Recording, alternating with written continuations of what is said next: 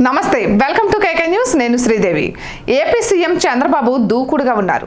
పాలనాపరమైన అంశాల్లో శరవేగంగా నిర్ణయాలు తీసుకుంటున్నారు. ఈ నెల 4న ఢిల్లీ వెళ్లనున్నారు. కేంద్ర బడ్జెట్ నేపథ్యంలో ఆర్థిక శాఖ మంత్రి నిర్మలా సీతారామన్తో సమావేశం కానున్నారు. ఇక ఏపీకి సంబంధించి విభజన హామీలపై చర్చించనున్నారు. వెనువెంటనే తెలంగాణ సీఎం రేవంత్ సమావేశానికి ప్రతిపాదించారు. రేవంత్ రెడ్డి సైతం అంగీకరించడంతో ఈ నెల 6న హైదరాబాద్ వేదికగా తెలుగు రాష్ట్రాల సీఎంలు సమావేశం జరగనుంది. ఇక గత కొద్ది రోజులుగా సీఎంల మధ్య సమావేశం జరగలేదు. గతంలో తెలంగాణ సీఎంగా కేసీఆర్ ఉండేవారు. ఏపీ సీఎంగా వ్యవహరించిన జగన్కు అతనితో మంచి సంబంధాలు ఉండేవి.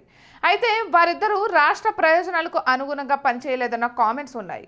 ఇక తెలంగాణ సీఎం రేవంత్ రెడ్డి చంద్రబాబుకు అత్యంత సన్నిహితుడు. వారి మధ్య సహృద్భావ వాతావరణం ఉంది. అందుకే చంద్రబాబు ప్రతిపాదించిన వెంటనే రేవంత్ అంగీకరించారు. ఈ నెల 6న హైదరాబాద్లో ప్రజాభవన్లో ఇద్దరి మధ్య భేటీ జరగనుంది. ఇక రాష్ట్ర విభజనకు 10 ఏళ్లు అవుతున్న నేపథ్యంలో విభజన హామీలపై ముఖాముఖిగా చర్చించుకుందామని చంద్రబాబు ప్రతిపాదనకు రేవంత్ అంగీకరించడంతో సమావేశానికి మార్గం సుగమం అయ్యింది. ఇక విభజన చట్టంలో పొందుపరిచిన చాలా అంశాలు పెండింగ్ సమస్యల పరిష్కారానికి నోచుకోలేదు. ఇక ఉమ్మడి సంస్థల మధ్య ఆస్తుల విభజన కూడా కొలిక్కి రాలేదు. దీంతో ఉభయ రాష్ట్రాల సీఎంల సమావేశానికి ఎనలేని ప్రాధాన్యం లభిస్తోంది. ఈ సమావేశానికి ముందు చంద్రబాబు 2 రోజుల పాటు ఢిల్లీలో పర్యటించనున్నారు. ఏపీకి సంబంధించి రావాల్సిన నిధులపై కేంద్ర మంత్రి నిర్మలా సీతారామన్తో పాటు చంద్రబాబు చర్చించనున్నారు. తెలుగు రాష్ట్రాల్లో బలమైన చర్చ నడుస్తోంది.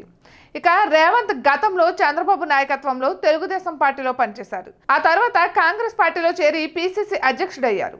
అనూహ్యంగా తెలంగాణకు ముఖ్యమంత్రి అయ్యారు. తాజాగా ఏపీలో అధికారంలోకి వచ్చారు చంద్రబాబు.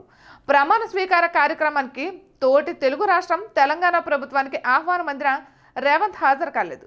చంద్రబాబు ఎన్డీఏ కూటమిలో ఉండడమే అందుకు కారణం. అయితే తాజాగా రాష్ట్రాల మధ్య సమస్యలపై ముఖ్యమంత్రుల సమావేశం అవుతుండడం ప్రాధాన్యత సంతరించుకుంది. ఇక ఇటువంటి మరెన్నో వీడియోస్ కోసం కేకే న్యూస్ తెలుగు ఛానల్ ని సబ్స్క్రైబ్ చేసుకోండి.